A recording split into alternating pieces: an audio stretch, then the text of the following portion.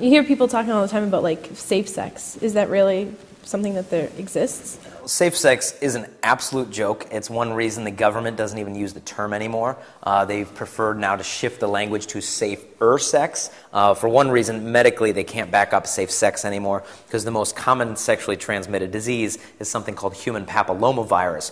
The Journal of the American Medical Association recently estimated the population prevalence of HPV, how many people are infected, and the numbers they came out with, if you're a sexually active teenage girl, 40% of them are currently infected with HPV. College girls, it's about 49% currently infected with HPV. And when you walk around campus, can you imagine every other girl you're seeing infected with human papillomavirus, which can lead to cervical cancer? And so the HPV is not effectively prevented by the condom use because it's a skin-to-skin transmissible virus, including the entire genital area and areas outside of where the condom would cover. And so safe sex scientifically isn't true. And then you've got to look emotionally.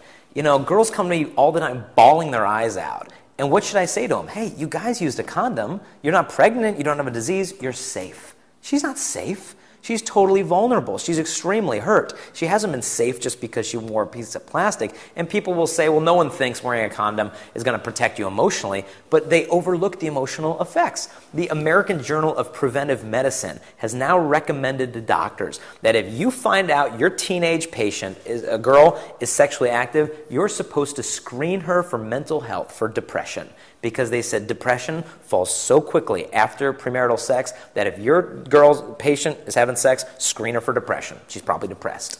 And so we've overlooked these serious consequences and we reduce sex to just a bodily act. Well, it's just, hey, as long as fluids aren't exchanged, you don't get herpes, everybody's good, it's a good deal, everybody's happy.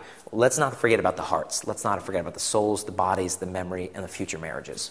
There's actually a condom commercial out that says there is no such thing as safe sex, but to be as safe as possible, buy our condoms. And it just makes me laugh because I'm like, you're admitting right there to me on TV that there is no such thing, but you're trying to convince me otherwise with your absolutely. It's money. It's a multi-billion dollar industry.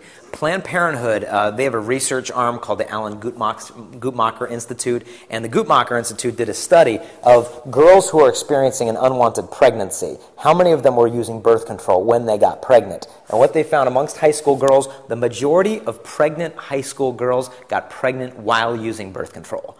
And so this is coming out from Planned Parenthood. Most pregnant high school girls are pregnant while they were using birth control. And so they overblow the effectiveness of these methods. They give us the effectiveness rate with perfect use. But that's in a laboratory. I'm talking about the real world. Real world for a girl of safe sex with a birth control pill, failure rate of about 15% annually. Meaning you take the pill for 4 years, 60% chance you're going to be a mom by the time you get your diploma. Now, this is not the message they give these girls when they come to Planned Parenthood. Also, you've got the side effects of birth control, the increase of breast cancer. And that's not the Catholic Church. That's the United Nations. That's the Mayo Clinic. That's the insert packet on the birth control pill explains the increased risk of breast cancer, increase of liver cancer, cervical cancer, all the new stuff that they're coming out with, the shots and the patches and the rings. I mean, the people who make the patch are Johnson & Johnson.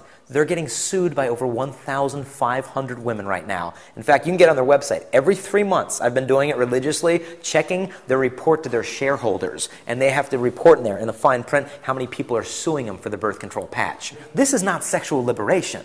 I mean, telling you your fertility is almost like a disease. So let's give you drugs. Let's give you shots. Where are the birth control drugs for guys? Now, tell me, how many high school guys do you know that are going to go to get injections every 3 months so that they won't get a girl pregnant? Goose egg. And so your womb, your pregnancy, your problem. If you're stupid enough to let me risk you getting pregnant, it's your own fault. And that's the problem we have. And so the beauty of chastity, it tells women, sweetheart, your body's perfect.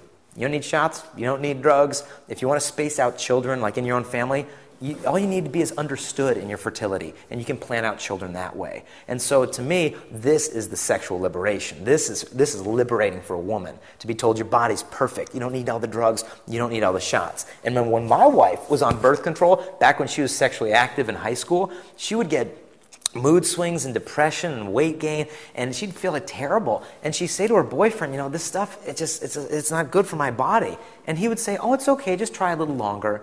Basically saying, I don't care. As long as you're available for me, I don't care what your body is going through. And so the beauty of chastity is saying you don't need birth control, you got self-control.